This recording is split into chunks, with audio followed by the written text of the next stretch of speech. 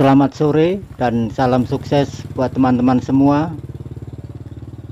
Kali ini saya baru saja sampai di tempatnya Mas Budi, peternak pemula bebek petelur dengan sistem kandang baterai. Tetapi saat ini saya juga sangat kaget melihat kandang baterai Mas Budi sudah berada di luar ruangan dan kandangnya sudah kosong atau sudah tidak terisi bebek. Nanti kita akan konfirmasi kepada Mas Budi mengapa sampai terjadi seperti ini, kandang dikeluarkan dan sudah kosong, tidak ada bebeknya. Selamat sore Mas Budi. Selamat sore Pak. Gimana kabarnya Mas Budi? Alhamdulillah baik Pak. Lah, Ini mau konfirmasi ini Mas, kandang baterainya sudah kosong, ini gimana nih Mas Budi? waduh ini pusing ya Pak. Pusing banget yakin. Itulah Pak, kalau kelemahan memelihara bebek di pemukiman padat penduduk seperti inilah resikonya.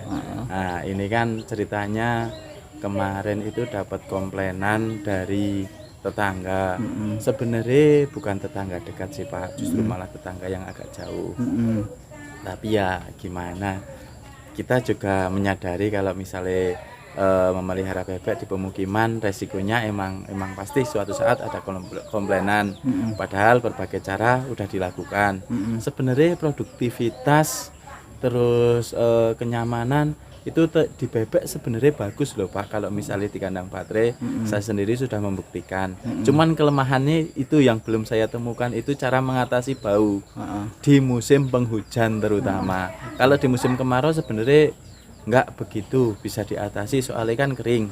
Tapi di musim penghujan emang saya akui sulit untuk menetralisir bau itu sendiri.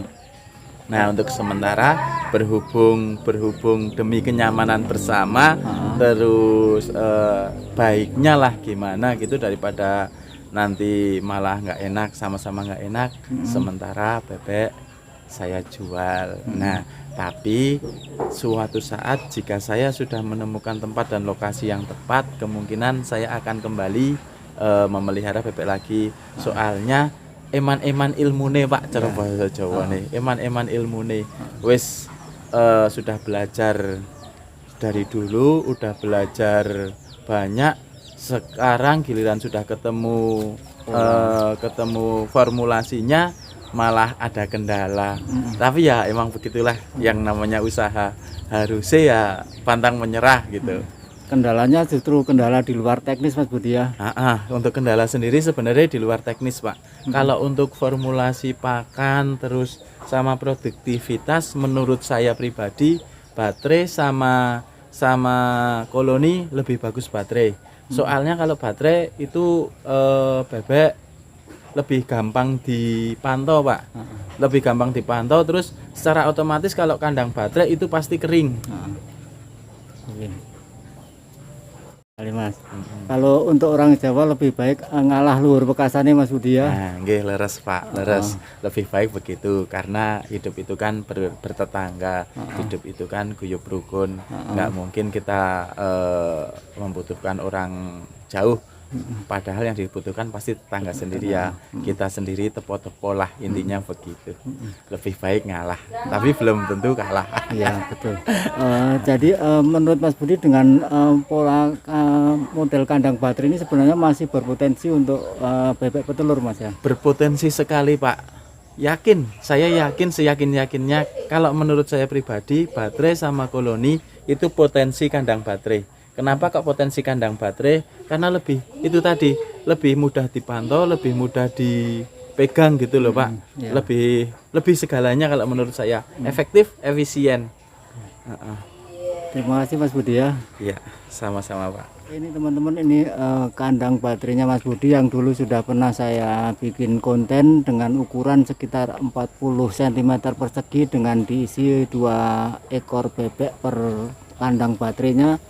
Sebenarnya ketika dijual atau dikeluarkan dari tempatnya, potensi bebek masih pada posisi puncak bertelur.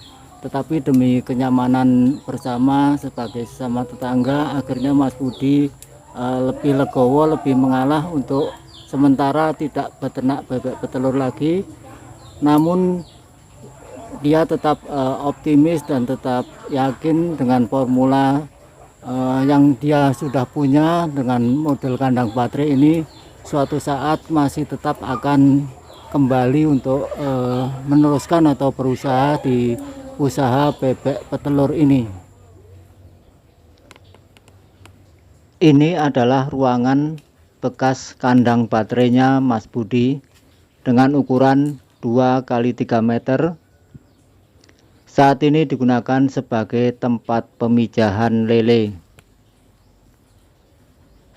Kasus Mas Budi ini bisa jadi pembelajaran buat kita semua. Di saat bebek petelur sedang memasuki masa puncak bertelur, karena ada sesuatu hal seperti komplain dari tetangga, akhirnya harus dijual.